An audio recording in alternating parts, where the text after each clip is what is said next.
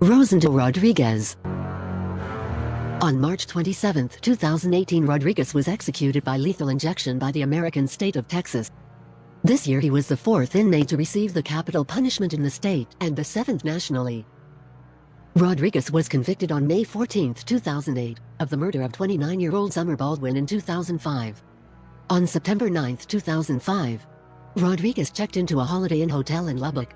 He was in town for weekend training with the U.S. Marine Corps Reserve, though the rest of his unit was registered at a different Holiday Inn, several miles away.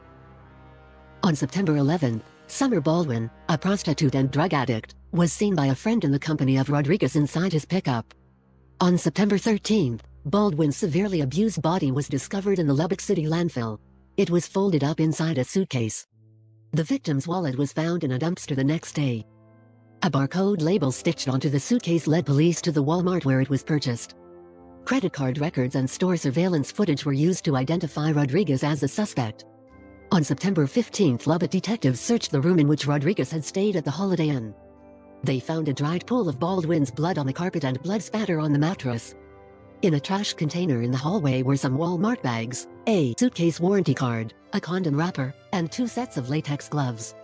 Rodriguez's DNA was found on the gloves. He was arrested that day at his parents' home in San Antonio where he lived.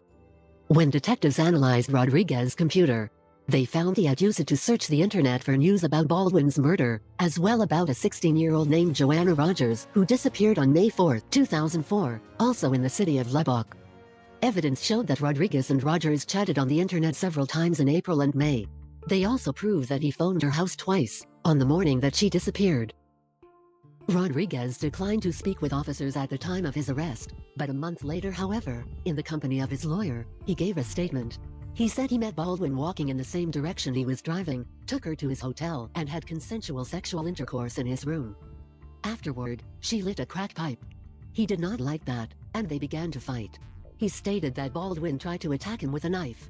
Being put in a self-defense situation, he placed her in a chokehold until she lost consciousness. He maintained that he never hit her. He admitted buying the suitcase, stuffing her body into it, and throwing it in a dumpster. Rodriguez agreed to plead guilty to Baldwin's murder and disclose his involvement in Rogers' disappearance. In return, he would be granted immunity from prosecution for the second case, and the state would agree not to seek the death penalty for Baldwin's murder. Rodriguez then confessed to killing Joanna Rogers, in an identical way as he did with Summer Baldwin. Rogers' body was subsequently found in a suitcase in the Lubbock City garbage dump. From the media coverage of Rogers' body's discovery, Rodriguez became known as the suitcase killer.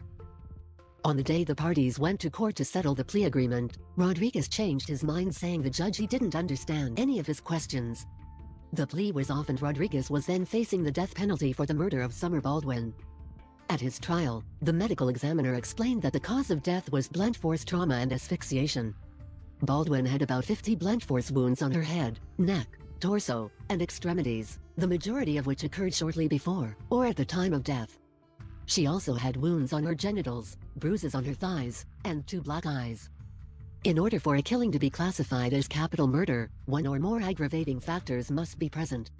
Under Texas law, aggravated sexual assault is one of the qualifying factors. Another one is the murder of more than one person in the same criminal transaction. Summer Baldwin was 10 weeks pregnant at the time of her murder. The jury had no doubts and quickly convicted the murderer to death. Rodriguez was a narcissistic psychopath who just liked to hurt people, especially women. He loved to boast about his military achievements in Iraq, how he killed people there including a child. However, none of this was true. When asked if he had a final statement, Rodriguez spoke defiantly for 7 minutes, never apologizing to the relatives of his victims that were watching through a window. He asked people to boycott Texas businesses to pressure the state into ending the death penalty and criticized the way his last appeals were rejected by the courts.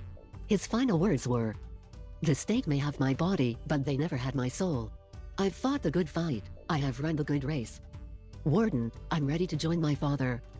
At 6:46 p.m. of the 27th of March 2018, Rodriguez received a lethal dose of the powerful sedative pentobarbital. 22 minutes later he was pronounced dead. Rosendo Rodriguez was 38 years old and spent 9 on death row. If you want to know who are all the women on Texas death row, there's a link in the description.